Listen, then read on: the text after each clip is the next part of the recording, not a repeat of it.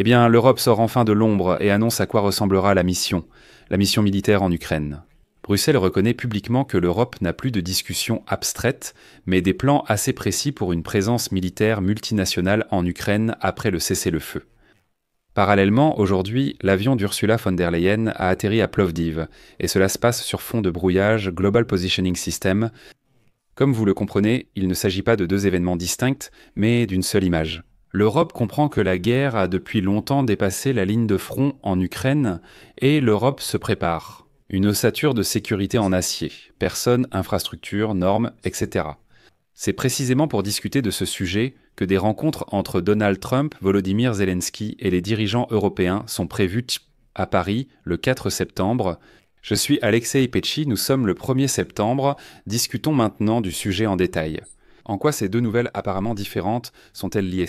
Mais avant de commencer, je vous demande de vous abonner à la chaîne, d'activer la cloche et de ne pas oublier de mettre un like. Abonnez-vous aussi à ma chaîne Telegram Petchi News, lien en description.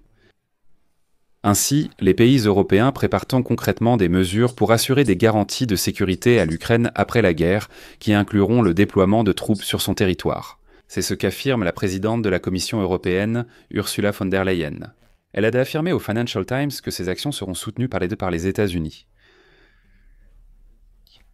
Voici ses propos. Nous avons une feuille de route claire pour le déploiement d'un groupement militaire international. Un accord a été conclu à la Maison-Blanche sur le soutien des Américains et le travail avance bien. Le président des États-Unis, Donald Trump, a assuré que la présence américaine serait garantie dans le programme de soutien. C'était très clair et cela a été confirmé à plusieurs reprises, dit-elle. Même si Donald Trump n'avait envoyé que des soldats américains en Ukraine auparavant, il promet maintenant d'assurer la sécurité de l'Ukraine autrement. Le soutien américain peut inclure renseignement, surveillance, reconnaissance, commandement, contrôle et système de défense aérienne. Si l'on suit la logique de l'Europe, le but de la future mission n'est pas d'envoyer des troupes dans les tranchées, mais de transférer des processus complexes à l'intérieur de l'Ukraine. Il s'agit de la formation et de l'entraînement des soldats des forces armées ukrainiennes sur place, de la réparation, de l'assemblage d'armes et d'équipements, de la logistique et du stockage. Ici, en Ukraine, la couverture pacifique du ciel commencera d'abord dans les régions occidentales, puis s'étendra à toute l'Ukraine. Ce sont des patrouilles, des radars, des éléments de défense aérienne, des unités de guerre électronique et de cybersécurité.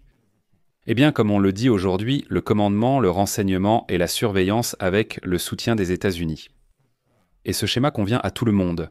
Pour Donald Trump, cela signifie moins de toxicité devant le Congrès et surtout devant le mouvement Make America Great Again et pour les Européens, plus de contrôle sur la sécurité continentale. Pour Kiev, ce sont des personnes compréhensibles, des processus clairs, tout est à portée de main, tout est proche. Et voici la Russie. J'ai compris que l'Occident a ignoré tous les avertissements de Poutine, Lavrov, Peskov, Zakharova, etc. Et ici, je rappelle que le Kremlin criait qu'aucune troupe européenne n'apparaîtrait en Ukraine. La Russie ne le permettrait pas. Que les garanties pour l'Ukraine ne seraient impossibles qu'avec la participation de la Russie, et ainsi de suite. Cependant, comme on le constate, tous ces cris du Kremlin n'arrêtent pas le processus en Occident. Et maintenant, la Russie a commencé à agir différemment.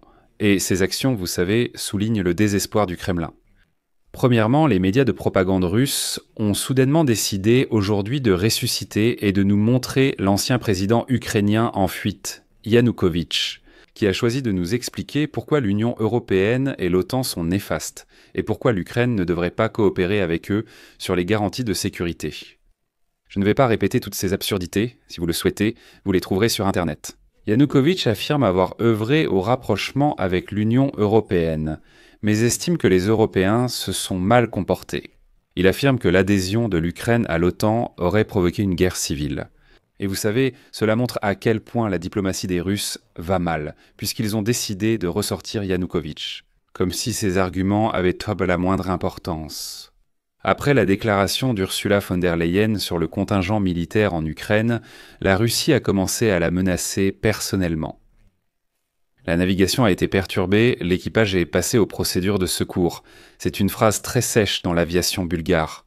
Qu'est-ce que cela signifie ? Aujourd'hui, la présidente de la Commission européenne est arrivée en Bulgarie. Il s'est avéré que l'avion de von der Leyen a subi une interférence russe suspecte sur le Global Positioning System. Les responsables pensent donc que les moyens de navigation électronique ont été brouillés près de l'aéroport bulgare de Plovdiv et que le Global Positioning System a cessé de fonctionner.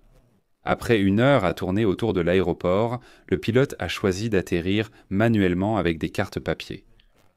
Depuis février 2022, les gouvernements de l'Union européenne ont constaté une hausse des cas de brouillage et de falsification des signaux Global Positioning System, surtout en Europe de l'Est et dans la région baltique. C'était un signal de bandit envoyé par le dictateur chauve Poutine à Razulé von der Leyen, pour qu'elle fasse plus attention à ses propos. Et il serait étrange que l'Union européenne ne réagisse pas du tout à cela.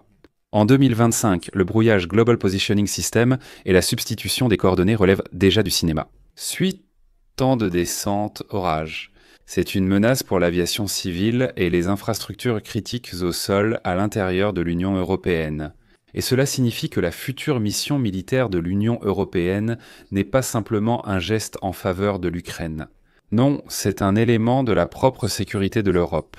Sinon, demain, l'avion du Premier ministre de tout pays de l'Union européenne volera aussi sans Global Positioning System, avec seulement des cartes papier. Là, les fonctionnaires européens, hypocrites, se sont soudain rappelés les appels d'Emmanuel Macron en 2017 pour l'autonomie stratégique face aux États-Unis. Je vais donc citer longuement l'un des diplomates européens cité par le Financial Times pour que vous compreniez comment cela sonne à huis clos. Citation. Il y a quelque chose dans le fait qu'aujourd'hui, la plupart de ces questions en Europe sont effectivement gérées par les Américains. Comment fonctionnera la mécanique politique de la mission militaire de l'Union européenne en Ukraine ? Au sein de l'Union européenne, bien sûr, il y en aura un ou deux. Non, je ne sais pas, c'est la Hongrie, la Slovaquie. Mais le format de coalition est déjà bien rodé, allant de Rammstein à la coalition des chars. La forme juridique, c'est un accord avec l'Ukraine sur les garanties post-guerre et une mission de soutien à la sécurité. Les paramètres sont flexibles, allant des conseillers et formateurs aux opérateurs de défense aérienne. C'est-à-dire que chaque pays déterminera lui-même dans quelle mesure il s'implique dans cette histoire. Les lignes rouges sont claires. Participer directement au combat est exclu, mais une présence continue reste essentielle. Une trêve sans fermeté invite à la revanche. Quel bénéfice pour l'Ukraine ? D'abord, la rapidité. Avec les formations, réparations et la logistique sur place, le cycle diagnostic, correction, réparation, remise en service passe de plusieurs mois à 1 semaine. C'est aussi la résilience.